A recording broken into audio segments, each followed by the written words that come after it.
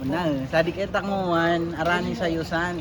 Iba-vlog tadi, so paborito kong kakainan sadi. So nagtatrabaho pa ako sa sadi pa dadi. Amo yan ana fried isaw.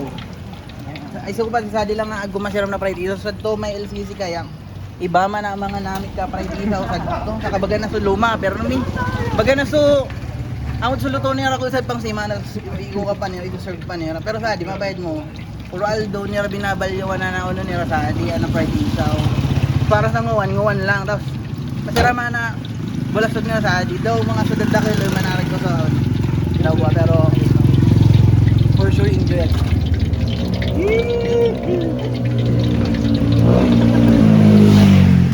Yun ilan po nito isa?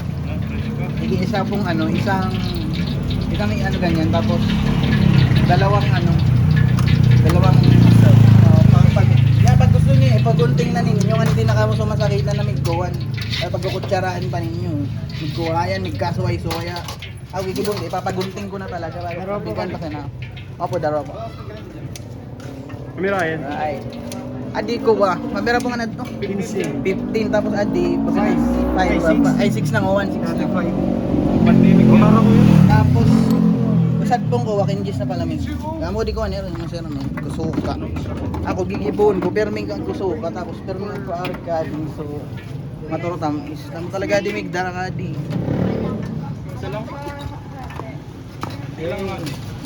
na legit na ito na Isa lang nga ate. Sa gitna sa gunting. kay amuhan nito sa dimanggad kita RN Neri na balastugan so agko authentic na fried isaw na sinabi ko na puro aldo binabalyuan na sir bimbing arag sa iba tapos so bulastog na sobrang siram ka na sauce niya amo na yung pinagkaiba niya sa ibang bulastogan sa DIY kita talagang sauce pa lang sobrang panalo na as in hindi ko yung pigko ko sa pagbenta ko lang adi matudan dati ka dito puro aldo doon ko di kinakain kaya sobrang na-miss ko talaga adi dahil kaya ako pandemic hindi ko na din pagparakasa nagsarado sila lang upan dito lang sila so nagbukas ulit nag-overeat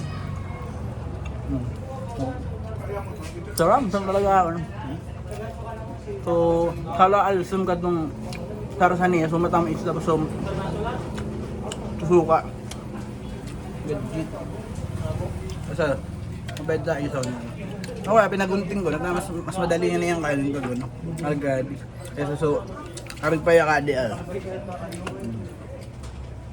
sakit ay bago man pero amo man sana kinaya